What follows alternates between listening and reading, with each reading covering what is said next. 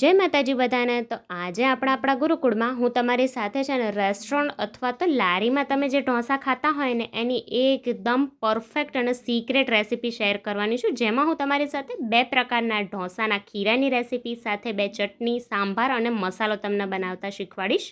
અને હું ગેરંટી લઉં છું કે એકવાર આ પરફેક્ટ માપ ફોલો કરીને જો તમે ઢોસા બનાવ્યા ને તો ઢોસા તો તમારા જ એવું સાંભળવા ચોક્કસથી તૈયાર થઈ જજો. તો ચાલો બનાવી લઈએ. સૌથી પહેલાં તો આપણે જે બેઝિક ઢોસાનું બેટર છે એ બનાવીશું, જે આપણે ઘરે અવારનવાર બનાવતા હોઈએ છીએ અને જે આપણે બહારથી રેડીમેડ બેટર લાવતા હોઈએ છીએ ને એ પણ એ જ હોય છે. તો પહેલાં આપણે એ રેડી કરીએ અને આમાં પણ હું તમને નાની મોટી ટિપ્સ કહીશ જેથી આ બેટર તમારું પરફેક્ટ બને, અને પછી આપણે સ્ટ્રીટ સ્ટાઇલ બેટર બનાવીશું. તો ચાલો બનાવી લઈએ.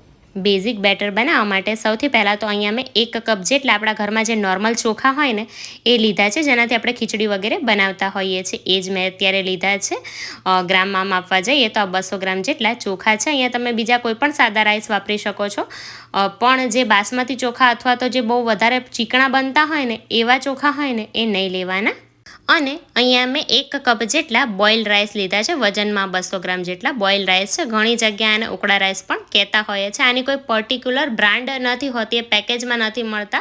કરિયાણાની દુકાને તમને છૂટક જ મળી જશે, અને કરિયાણાની દુકાને ના મળે તો એમેઝોન પર પણ આસાનીથી મળી જાય છે.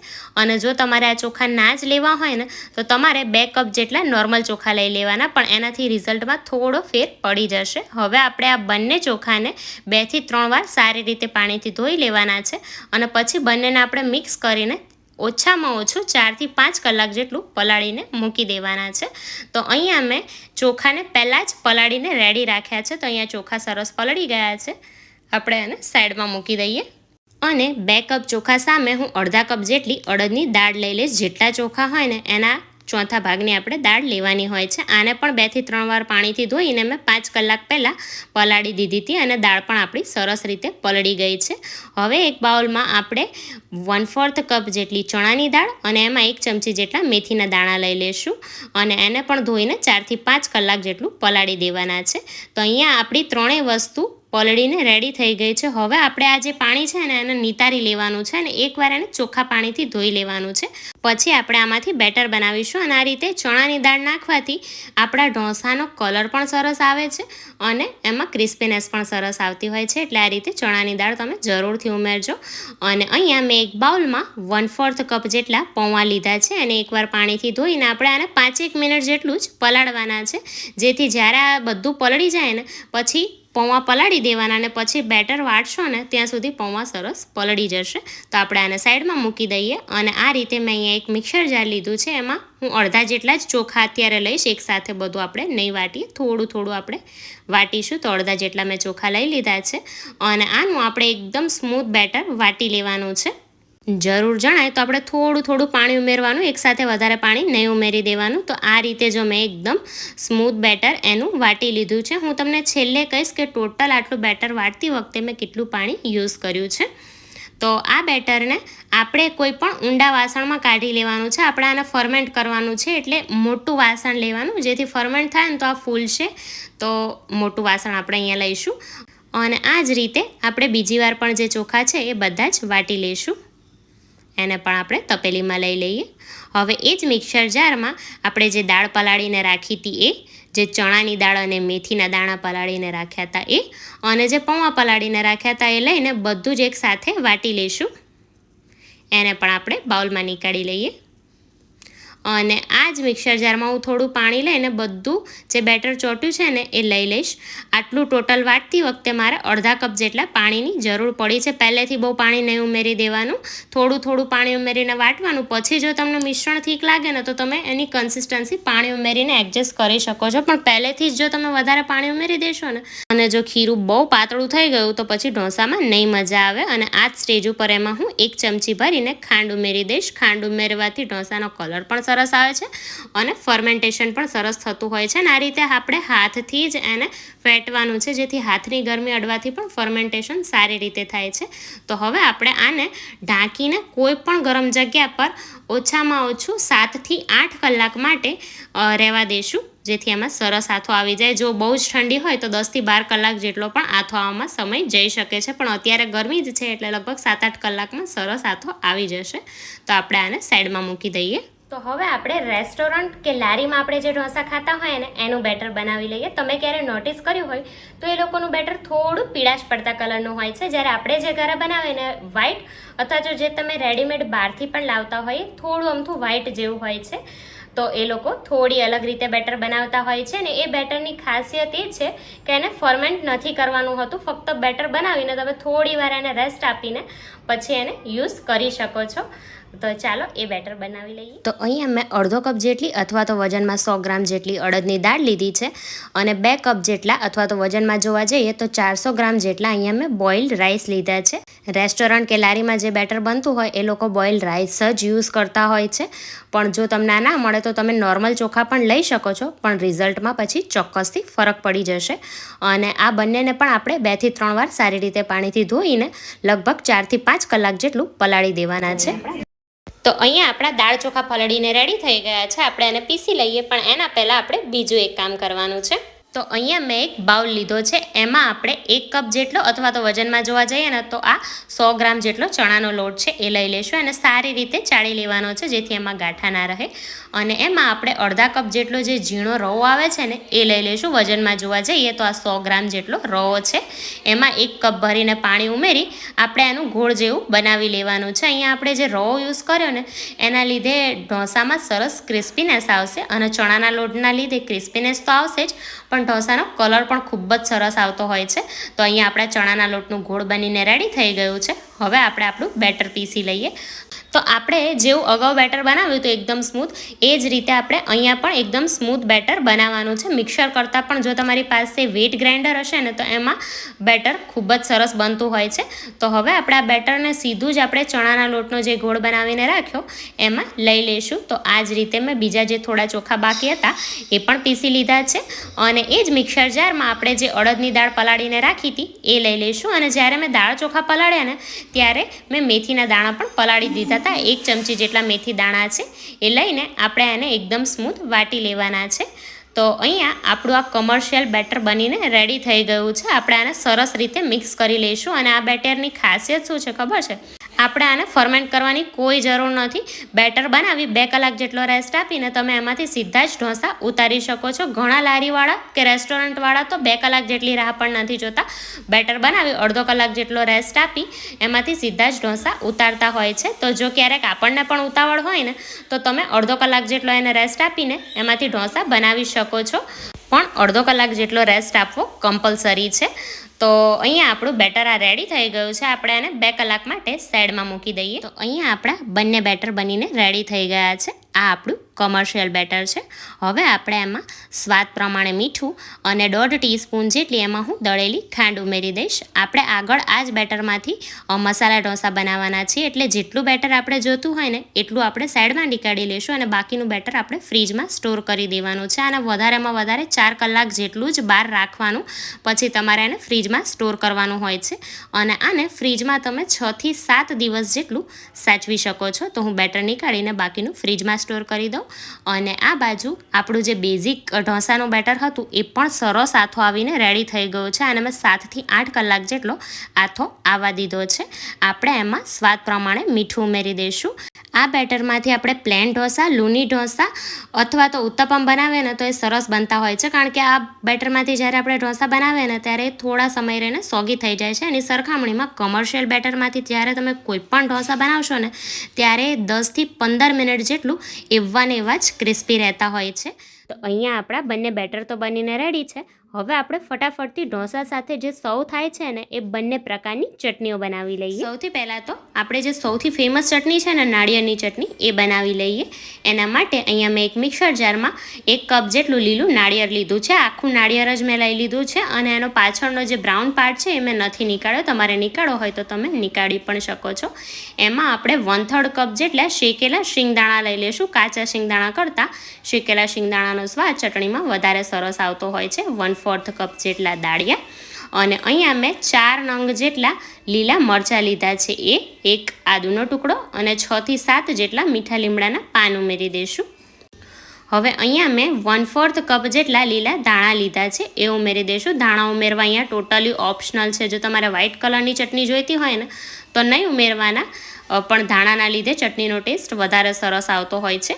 અને આને આપણે પહેલાં અધકચરું ક્રશ કરી લઈશું. આ રીતે જો અધકચરું એ ક્રશ થાય એટલે એમાં આપણે એક ગ્લાસ ભરીને પાણી ઉમેરી દેવાનું છે. આ ચટણી થોડી પાતળી જ હોય છે, એટલે તમે જે પ્રમાણેની કન્સિસ્ટન્સી રાખવી હોય એ પ્રમાણે તમે પાણી વધારે ઓછું આમાં કરી શકો છો. અને ફરીથી એને ક્રશ કરી લઈએ. તો જો આ રીતની કન્સિસ્ટન્સીની ચટણી આપણે બનીને રેડી થઈ ગઈ છે. બહાર તો આના કરતાં પણ એ પાતળી હોય છે, એટલે જો તમારે હજુ પાતળી કરવી હોય ને તો હજુ અડધા કપ જેટલું પાણી ઉમેરી દેવાનું. અને એમાં આપણે સ્વાદ પ્રમાણે મીઠું ઉમેરી દઈશું. તો અહીંયા આપણી આ નાળિયેરની ચટણી બનીને રેડી થઈ ગઈ છે. હવે આપણે આના સ્વાદને હજુ વધારવા માટે એના ઉપર એક સરસ મજાનો વઘાર કરી લઈએ. એના માટે એક પેનમાં હું 1 પડી જેટલું તેલ લઈ લઈશ. તેલ ગરમ થાય એટલે એમાં અડધી ચમચી જેટલી રાઈ, થોડી અમથી હિંગ ઉમેરવાની છે. 3 જેટલા અહીંયા મેં કાશ્મીરી લાલ મરચાં લીધા છે, એ ઉમેરી દઈશું. 7 થી 8 મીઠા લીમડાના પાન. અને અહીંયા આપણો વઘાર રેડી છે. આપણે આને આપણી ચટણી ઉપર પોર કરી દઈએ.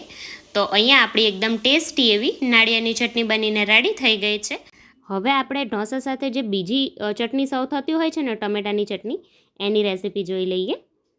એના માટે એક પેનમાં હું 1 થી 1.5 પડી જેટલું તેલ લઈ લઈશ. તેલ ગરમ થાય એટલે એમાં અડધી ચમચી જેટલી રાઈ, 2 જેટલા અહીંયા મેં કશ્મીરી લાલ મરચાં લીધા છે, એ ઉમેરી દઈશું. 1 જેટલો આપણે આદુનો ટુકડો ઉમેરવાનો છે. 7 થી 8 કળી જેટલું લસણ આ રીતે આખું જ ઉમેરી લેવાનું છે, કારણ કે પછીથી આપણે એને ક્રશ કરવાનું જ છે. અને લસણને થોડું આછા બદામી કલરનું થાય ને એટલું આપણે સાંતળી લેવાનું છે. અને સાથે સાથે એમાં હું 2 ચમચી જેટલા દાળિયા પણ ઉમેરી દઈશ, એટલે લસણ શેકાય ને ત્યાં સુધી આપણા દાળિયા પણ સરસ શેકાઈ જશે. તો અહીંયા આપણું લસણ સરસ શેકાઈ ગયું છે. હવે અહીંયા મેં 1 નંગ જેટલી ડુંગળી લીધી હતી, એને મેં આ રીતે લાંબી લાંબી સમારી લીધી છે, એ ઉમેરી દઈશું. અને ડુંગળીને આપણે સરસ એ ટ્રાન્સપરન્ટ થાય ને એટલું સંતળાવા દેવાની છે. તો અહીંયા આપણી ડુંગળી ટ્રાન્સપરન્ટ થઈ ગઈ છે. હવે અહીંયા મેં 3 નંગ જેટલી મોટી સાઇઝના ટમેટાં લીધા હતા, એને મેં ઝીણા ઝીણા સમારી લીધા છે, એ ઉમેરી દઈશું. વજનમાં જવા જઈએ તો આ 300 ગ્રામ જેટલા ટમેટાં હશે. અને એમાં આપણે સ્વાદ પ્રમાણે મીઠું ઉમેરી દેવાનું છે. ચટણીના ભાગનું મીઠું અત્યારે જ મેં ઉમેરી દીધું છે.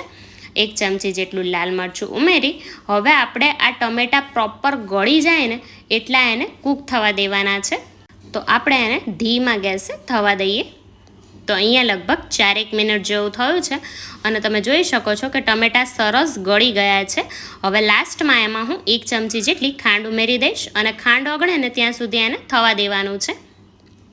તો અહીંયા આપણી ચટણી બનીને રેડી થઈ ગઈ છે. આપણે આને પહેલાં પ્રોપર ઠંડી થવા દઈએ. ચટણી ઠંડી થાય એટલે એને આપણે મિક્સર જારમાં લઈ લેવાની છે અને આની આપણે એકદમ સ્મૂથ પેસ્ટ વાટી લઈશું. આ ચટણી એટલી ટેસ્ટી લાગે છે કે તમે સાંભાર નહીં હોય ને એને ઇડલી અથવા તો ઢોસા સાથે સર્વ કરશો ને તો સાંભારની પણ જરૂર આપણને નહીં પડે. આપણે આને એક બાઉલમાં નીકાળી લેવાની છે અને હવે આપણે આનો વઘાર કરી લઈએ. તો એના માટે એક પેનમાં હું 1.5 પડી જેટલું તેલ લઈ લઈશ. અહીંયા તેલનું પ્રમાણ તમે તમારી ચોઈસ પ્રમાણે વધારે ઓછું કરી શકો છો. અડધી ચમચી જેટલી રાઈ ખીલે એટલે એમાં 5 થી 6 મીઠા લીમડાના પાન, 2 જેટલા સૂકા લાલ મરચાં, અડધી ચમચી જેટલી અડદની દાળ, અડધી ચમચી જેટલી ચણાની દાળ. અને આ બંને દાળને આપણે સરસ એક ક્રિસ્પી થાય અને થોડો એનો કલર બદલાય ને એટલી થવા દેવાની છે, જેટલે આપણને ચાવતી વખતે કાચી ના લાગે. દાળ આ રીતે થોડી સંતળાઈ જાય ને અને એનો કલર બદલાય એટલે આપણે એમાં થોડા અમથા ધાણા ઉમેરી દઈશું. ધાણા ઉમેરવા અહીંયા ટોટલી ઓપ્શનલ છે, પણ વઘારમાં ધાણાનો ફ્લેવર આવવાથી ખૂબ જ સરસ લાગશે એ ચટણીમાં. અને આ વઘારને આપણે આપણી ચટણી ઉપર પોર કરી દઈએ. તો અહીંયા આપણી આ ટમેટાની ચટણી પણ બનીને રેડી થઈ ગઈ છે. આ બંને ચટણીઓ એટલી ટેસ્ટી બને છે ને કે ઢોસા કરતાં વધારે તમે ચટણીઓ જ ખાઈ જવાના છો. અને આને તમે બનાવીને ફ્રીજમાં લગભગ 2 થી 3 દિવસ જેટલું સ્ટોર કરી શકો છો. પણ જો તમારે આને લાંબા સમય સુધી સ્ટોર કરવું હોય ને તો આ રીતની નાની નાની ડિસ્પોઝેબલ બાઉલ આવતા હોય છે. એમાં આપણે ચટણીને પહેલાં ભરી લેવાની છે અને એક વખતમાં તમારા ઉપયોગમાં આવે ને એટલી ચટણી જ ભરવાની, કારણ કે એકવાર પછી તમે એને ફ્રોઝન કરીને આ ડબ્બી ખોલો ને પછી તમારે એને ફરીથી ફ્રોઝન નથી કરવાની. એટલે આ ડબ્બી મેં આ રીતે ભરીને તો હવે જ્યારે હું એને બહાર નીકાળીશ ને ત્યારે એકવારમાં જ આપણે એને વાપરી લેવાની છે. આ રીતે આપણે આપણી ટમેટાની ચટણી પણ સ્ટોર કરી લઈશું. અને જો તમારે આને આ રીતે સ્ટોર ના કરવી હોય ને તો આપણી જે બરફની ટ્રે હોય ને એમાં ચટણી ભરીને એના બરફના જે રીતે આપણે ગાંગડા બનાવીએ ને એ રીતે ચટણીના ગાંગડા બનાવી લેવાના. અને પછી એને અનમોલ્ડ કરીને તમે ઝીપલોક બેગમાં ભરી લેશો ને તો પણ તમે એને એ રીતે પણ મહિનો સુધી સ્ટોર કરી શકો છો. જ્યારે જરૂર લાગે ત્યારે એક ગાંગડો બહાર નીકાળી અને પછી એને થોડી વાર રૂમ ટેમ્પરેચર પર આવવા દેશો ને એટલે આપણી ચટણી રેડી થઈ જશે.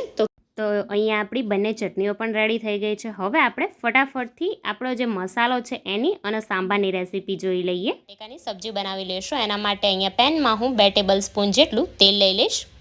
તેલ થોડું જ ગરમ થાય એટલે આપણે એમાં અડધી ચમચી જેટલી રાઈ ઉમેરવાની છે. રાઈ ફૂટે ને એટલે એમાં 2 સૂકા લાલ મરચાં, અડધી ચમચી જેટલી અડદની દાળ, અડધી ચમચી જેટલી આપણે ચણાની દાળ ઉમેરી દઈશું.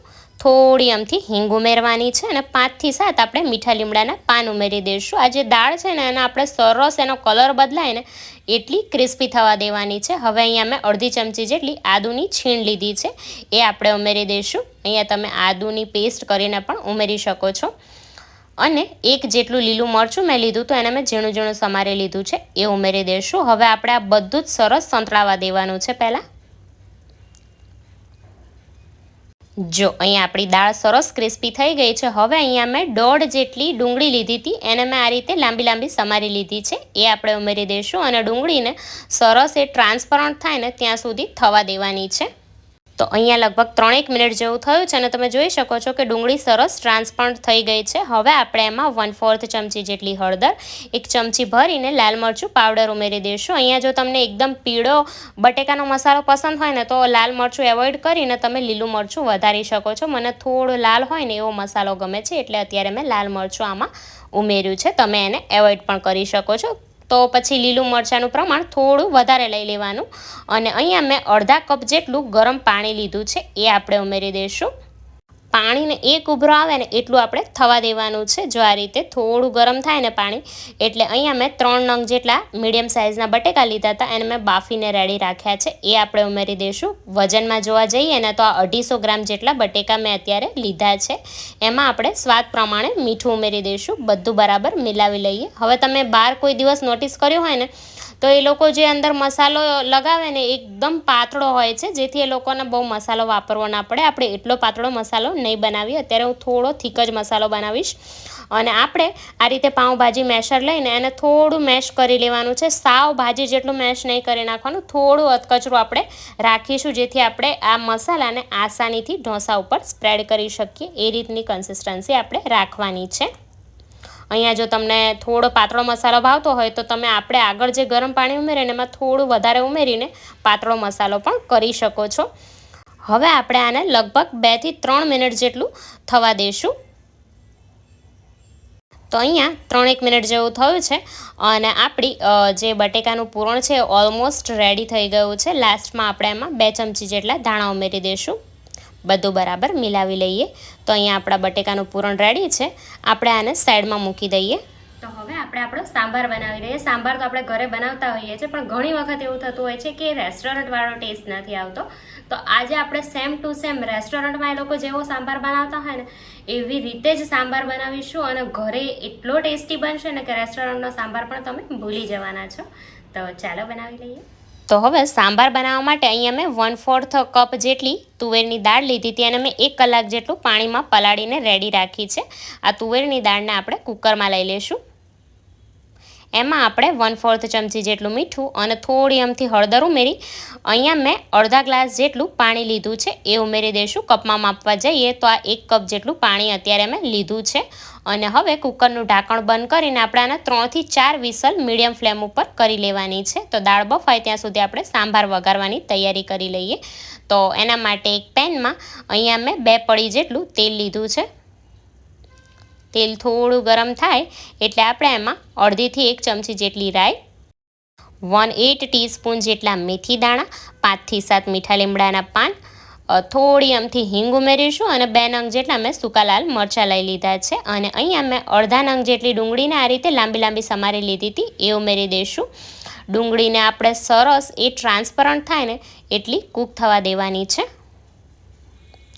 તો જો અહીંયા આપણી ડુંગળી ટ્રાન્સપરન્ટ થાય છે ને ત્યાં સુધી આપણે એમાં અડધી ચમચી જેટલું અત્યારે હું આદું છીણીને ઉમેરી રહી છું, એ ઉમેરી દઈશું. હવે અહીંયા મેં એક મોટી સાઇઝનું ટામેટું લીધું હતું, એને મેં આ રીતે ઝીણું ઝીણું સમારીને રાખ્યું હતું, એ ઉમેરી દઈશું. કપમાં જોવા જઈએ ને તો આ અડધા કપ જેટલું ટમેટું અત્યારે મેં લીધું છે. અને ટમેટાને પણ આપણે એનો કાચો સ્વાદ જતો રહે ને એટલું કૂક થવા દેવાનું છે. અને સાથે અત્યારે હું એમાં થોડું મીઠું પણ ઉમેરી દઈશ, જેથી ટમેટાં ફટાફટથી કૂક થઈ જાય. અને અત્યારે જે આપણે શાક લેવાના છે ને બધાના ભાગનું મીઠું અત્યારે જ મેં ઉમેરી દીધું છે. દાળ બાફતી વખતે પણ આપણે મીઠું ઉમેરેલું છે, એટલે મીઠું અહીંયા થોડું સંભાળીને ઉમેરવાનું. જો અહીંયા આપણા ટમેટાં સરસ કૂક થઈ ગયા છે. હવે આપણે જે બાકીના શાકભાજી લેવાના છે ને એ આપણે આમાં ઉમેરી દઈએ. 2 ચમચી જેટલું અહીંયા મેં ઝીણું સમારેલું ગાજર લીધું છે. 2 ચમચી જેટલી જ દૂધી લીધી છે. 2 ચમચી જેટલું જ અહીંયા મેં રીંગણ ઝીણું સમારેલું લીધું છે, અને મેં પાણીમાં પલાળીને રાખ્યું હતું, જેથી એ કાળું ના પડી જાય. અને એક સરગવાની સિંગ લીધી છે, એની મેં છાલ નીકાળીને આ રીતે રેડી કરીને રાખ્યું છે, એ ઉમેરી દઈશું. શાકભાજી અહીંયા તમે તમારી ચોઈસ પ્રમાણે વધારે ઓછા કરી શકો છો, અથવા જો તમને ના ભાવતા હોય ને એ શાક તમે સ્કીપ પણ કરી શકો છો. પણ જનરલી જે રેસ્ટોરન્ટમાં સાંભાર બને ને એમાં આ જ શાકભાજી પડતા હોય છે. હવે આપણે એમાં 2 ટેબલ સ્પૂન જેટલો સાંભાર મસાલો ઉમેરી દઈશું. 1 ચમચી જેટલું લાલ મરચું ઉમેરવાનું છે. અહીંયા મેં દેશી અને કાશ્મીરી બંને લાલ મરચું મિક્સ લીધું છે, જેથી કલર અને તીખાશ બંને આવે. 1 ચમચી જેટલું ધાણા જીરું ઉમેરવાનું છે. અને મસાલાને પણ આપણે 1 મિનિટ જેટલું તેલમાં સંતળાવા દઈશું. મસાલો તેલમાં સંતળાવવાથી મસાલાની ફ્લેવર ખૂબ જ સરસ આવતી હોય છે, એટલે આ રીતે થોડું સંતળાય ને પછી અહીંયા મેં 1 ગ્લાસ જેટલું પાણી લીધું છે, એ આપણે ઉમેરી દઈશું. કપમાં માપવા જઈએ તો આ 2 કપ જેટલું પાણી અત્યારે મેં લીધું છે. અને હવે આપણે આ શાક પ્રોપર ચડી જાય ને એટલું એને ઢાંકીને કૂક થવા દેવાનું છે.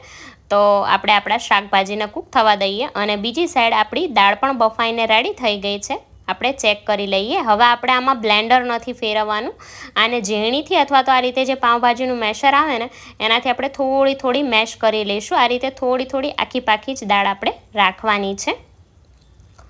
અને અહીંયા લગભગ 7 મિનિટ જેવું થયું છે, અને આપણા શાકભાજી સરસ ચડી ગયા છે. અને જે આપણે પાણી ઉમેર્યું હતું ને એ પણ ઓલમોસ્ટ બળી ગયું છે. હવે આ સ્ટેજ ઉપર અહીંયા આપણે જે દાળ બાફીને રાખી એમાં આપણે અડધા ગ્લાસ જેટલું પાણી ઉમેરી દઈશું, અને બધું સરસ હલાવીને લઈ લઈએ. કપમાં માપવા જઈએ તો 1 કપ જેટલું પાણી અત્યારે મેં ઉમેરેલું છે. કપમાં માપ હું એટલે બતાવી રહી છું કે કોઈ પણ જો ફર્સ્ટ ટાઈમ પણ બનાવતું હોય ને તો પણ એનો સાંભાર એકદમ પરફેક્ટ બનીને રેડી થાય. બધું બરાબર મિલાવી લેવાનું છે. હવે અહીંયા મેં 2 ટુકડા જેટલી આંબલીને પાણીમાં પહેલેથી જ પલાળેલી હતી, એને આપણે આ રીતે સારી રીતે મસળી લેવાની છે. અને આ પાણી આપણે આમાં ઉમેરવાનું છે. એકસાથે બધું જ પાણી નહીં ઉમેરી દઈએ, પહેલાં થોડું પાણી ઉમેરીને આપણે ટેસ્ટ કરવાનું છે. પછી જો જરૂર લાગે ને તો પછી આપણે બીજું પાણી ઉમેરીશું. એકસાથે વધારે ખાટો નહીં કરી નાખવાનો, થોડું ટેસ્ટ કરીને જોવાનું કે કેટલી ખટાશ આપણને ગમે છે. અને એમાં અહીંયા મેં 1 ટેબલ સ્પૂન જેટલો ગોળ લીધો છે, એ ઉમેરી દઈશું. બધું બરાબર મિક્સ કરીને હવે આપણે આપણા સાંભારને લગભગ 3 થી 4 મિનિટ જેટલું ઉકળવા દઈશું, જેથી બધું જ સરસ એકરસ થઈ જાય. તો અહીંયા મેં સાંભારને ટેસ્ટ કર્યો ને તો મને એમાં થોડું મીઠું અને ખટાશ ઓછી લાગી છે, તો હું બાકીનું આંબલીનું પાણી અને થોડું મીઠું અત્યારે ઉમેરી રહી છું. અને આપણે આને થોડી વાર માટે ઉકળવા દઈશું. તો જો અહીંયા આપણો સાંભાર સરસ ઉકળી ગયો છે. હજુ આપણે આમાં એક પ્રોસેસ કરવાની છે, તો એના માટે અહીંયા મેં એક પેન લઈ લીધું છે. એમાં આપણે 1 પડી જેટલું તેલ લઈ લઈશું. તેલ ગરમ થાય એટલે એમાં અડધી ચમચી જેટલી રાઈ, 5 થી 6 મીઠા લીમડાના પાન, 1 જેટલું સૂકું કાશ્મીરી લાલ મરચું, થોડી અમથી હિંગ, અને અહીંયા મેં 1 નંગ જેટલી નાની સાઇઝની ડુંગળીને આ રીતે ઝીણી ઝીણી સમારી લીધી હતી, એ ઉમેરી દઈશું. અને હવે આપણે આ ડુંગળીને સરસ એ બદામી કલર જેવી થાય ને એટલી થવા દેવાની છે. તો અહીંયા આપણી ડુંગળી આ રીતે જો થોડી બદામી જેવી થઈ ગઈ છે. હવે આપણે આ વઘારને આપણા સાંભારમાં ઉમેરી દઈશું. આ વઘારના લીધે જ સાંભારનો ટેસ્ટ એકદમ જોરદાર આવતો હોય છે. બધું બરાબર મિલાવી લઈએ. અને હવે આપણે સાંભારને 1 મિનિટ જેટલું બસ ઉકળવા દઈશું, અને આપણો સાંભાર રેડી થઈ જશે.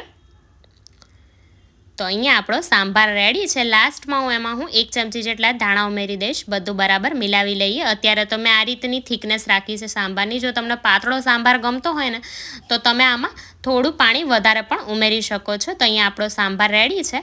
હવે ફાઇનલી આપણે આપણા ઢોસા ઉતારી લઈએ. તો એના માટે આપણે જે કમર્શિયલ બેટર બનાવીને રાખ્યું હતું એ મેં આ તપેલીમાં લઈ લીધું અને આ થોડું થીક છે ને તો આપણે એમાં થોડું પાણી ઉમેરીને આને પોરિંગ કન્સિસ્ટન્સીમાં લાવી દેવાનું છે. સાવ પાતળું બેટર કોઈ દિવસ નહીં કરવાનું, મીડિયમ થીક જ ઢોસાનું બેટર હોય છે. જો હું તમને કન્સિસ્ટન્સી બતાવું, જો આ રીતની આપણે પોરિંગ કન્સિસ્ટન્સી એની રાખવાની છે અને એમાં આપણે થોડું અમથું મીઠું પણ ઉમેરી દઈશું. અને મેં તવાને પહેલાં જ ગરમ થવા માટે મૂકી દીધો હતો, તો આપણે એના ઉપર તેલ લગાવી લઈએ. હવે તમારે 12 જેટલા ક્રિસ્પી ઢોસા બનાવવા હોય ને તો ક્યારે એને નોનસ્ટિક પર નહીં બનાવવાના, આ રીતે લોખંડના તવા ઉપર બનાવશો ને તો એ સરસ ક્રિસ્પી થતા હોય છે. તો અત્યારે મેં કાસ્ટ આયર્નનો તવો જ લીધો છે અને એના ઉપર બ્રશથી હું તેલ લગાવી દઈશ. આ જૂનો તવો છે એટલે બ્રશથી તેલ લગાવશો ને તો ચાલશે, પણ જો તમારો નવો તવો હોય ને તો ડુંગળીની વચ્ચેથી એક સ્લાઇસ કરી લેવાની અને ડુંગળીને તેલમાં બોળીને ડુંગળીથી તેલ લગાવવાનું, જેથી આ નોનસ્ટિક જેવું કામ કરશે અને તમારો ઢોસો નહીં ચોટે. તો હવે આપણે બેટરમાંથી જરૂર પ્રમાણે થોડું બેટર તવા ઉપર ઉમેરીને ધીરે રહીને ઢોસો બનાવી લેવાનો છે. અત્યારે આ પહેલો જ ઢોસો છે અને તવી એકદમ નોર્મલ ગરમ છે એટલે હું પાણી નથી છાંટી રહી. તમે બીજી વાર જ્યારે બનાવો ત્યારે થોડું પાણી એના ઉપર છટકોડી દેવાનું, જેથી તવાનું ટેમ્પરેચર થોડું નીચે આવી જાય અને પછી આપણે ઢોસો ઉતારવાનો છે. આ રીતે ધીમે ધીમે હું એને ફેલાવી લઈશ.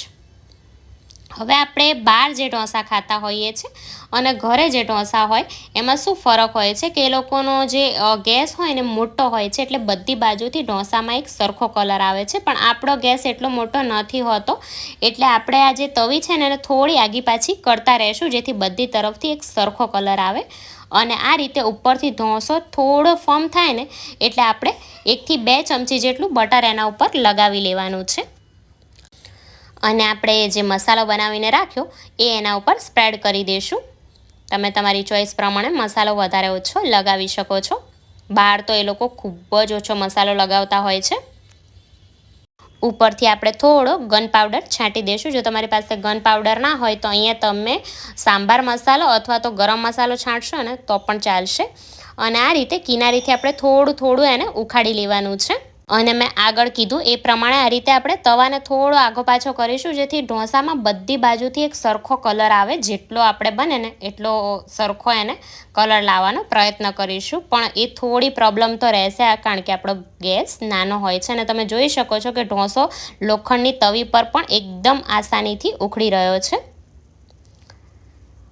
હવે આને હું અત્યારે ત્રિકોણ ફોલ્ડ કરી રહી છું. તમારે એને નોર્મલ ફોલ્ડ કરવો હોય ને તો પણ તમે કરી શકો છો. આ રીતે હું થોડો આ બાજુથી અને બીજી બાજુથી વાળીને એને ત્રિકોણ આકાર આપી દઈશ. અને અહીંયા તમે જોઈ શકો છો કે એકદમ સરસ જાળીદાર બન્યો છે ઢોસો, ક્રિસ્પી પણ છે અને એકદમ બહાર જેવો જ આપણો કલર આવ્યો છે. તો આ જ રીતે હું તેલ લગાવીને બીજો ઢોસો પણ ઉતારી લઈશ અને આપણે આપણા ગરમા ગરમ ઢોસાને સર્વ કરી લઈએ. તો આપણે જે અગાઉ 2 ચટણીઓ બનાવી હતી એની સાથે અને સાંભાર સાથે ઢોસાને સર્વ કરીશું. ઉપરથી થોડું તમે ચીઝ અને બટર પણ મૂકી શકો છો. તો કેવી લાગી આ રેસ્ટોરન્ટ સ્ટાઇલ ઢોસાની રેસીપી મને કમેન્ટ કરીને જરૂરથી જણાવજો. લખવાનું ના ભૂલતા કે કેવા બન્યા હતા. તો જો રેસીપી ગમી હોય તો વિડીયોને લાઇક, શેર અને ચેનલને સબસ્ક્રાઈબ કરવું તો બને જ છે. તો ચાલો ફરી મળીશું, ત્યાં સુધી જય માતાજી.